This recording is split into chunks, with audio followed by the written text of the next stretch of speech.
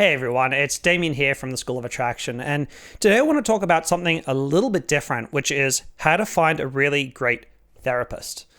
Now, this is pretty close to my heart as well because I'm a big fan of therapy. I believe that not just when you're in a state of trauma and need emergency assistance, I think therapy can be a really great way to work on yourself, to work through difficult parts of your life, to just generally self-improve as a human being, if you use it well.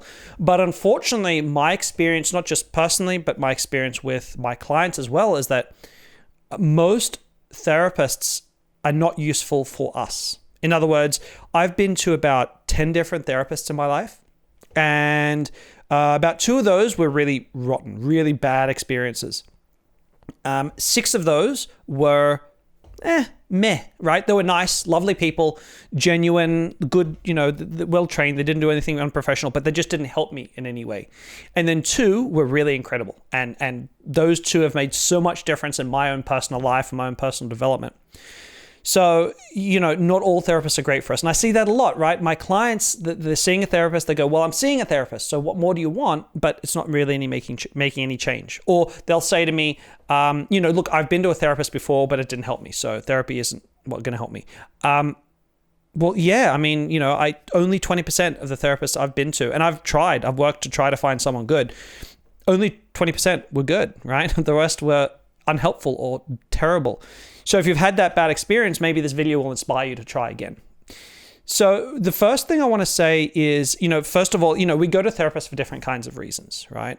I've been to a therapist, just for disclosure, I've been to a therapist in the past for different reasons. I've been because of panic attacks, really bad panic attacks.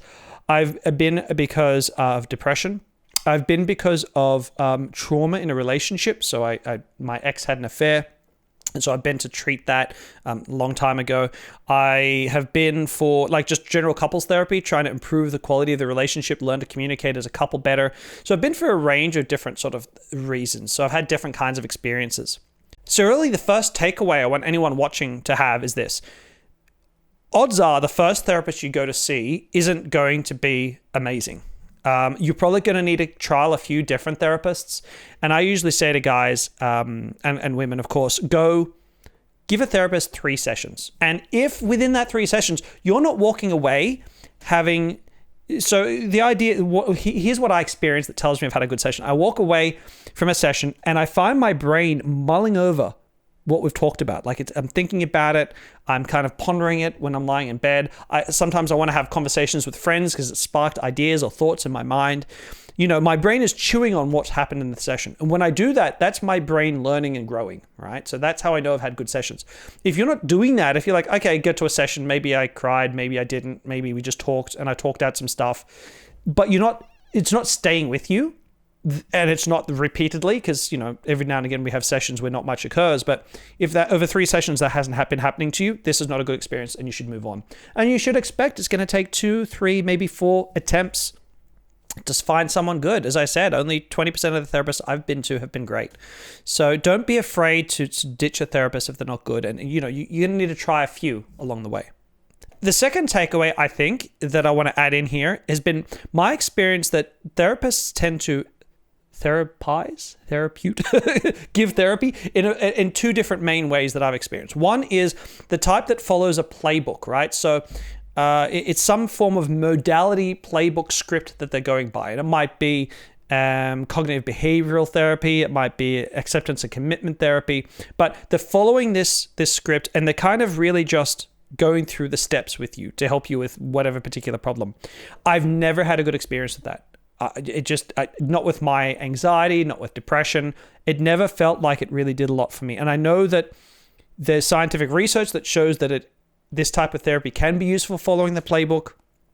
But I haven't had a good experience with it. And I suspect there's a little bit of what's called regression to the mean occurring with the scientific research on it. I've looked into it and it's a bit, you got to tear it apart. If you want to know what all that's about, you can look it up. Regression to the mean is a fascinating aspect to statistical analysis, but I go off the topic. Basically, there's that type, and there's another type, and what they do is they're not really following a play. They've got all the training, but what they're really doing is being really, really present with you, and they're listening, and their main focus is feeling what you're feeling. and feeling what comes up for them as they feel what you're experiencing. And they make you feel really, really understood, because they are. They're really feeling, they're there with you in what you're experiencing.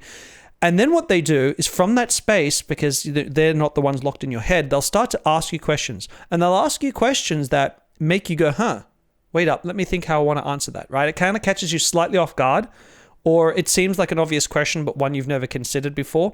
When you start to get those, right, that experience of feeling really understood and really pushed in a gentle way, not a mean combative way, but pushed by asking questions that really probe and make you a little bit uncomfortable, but not super uncomfortable, that's great. That's the space that you want, that I've experienced, and I know with clients I've worked with who I've watched switch through different therapists. That's the experience you want to have. That's the money that elicits a lot of change for you.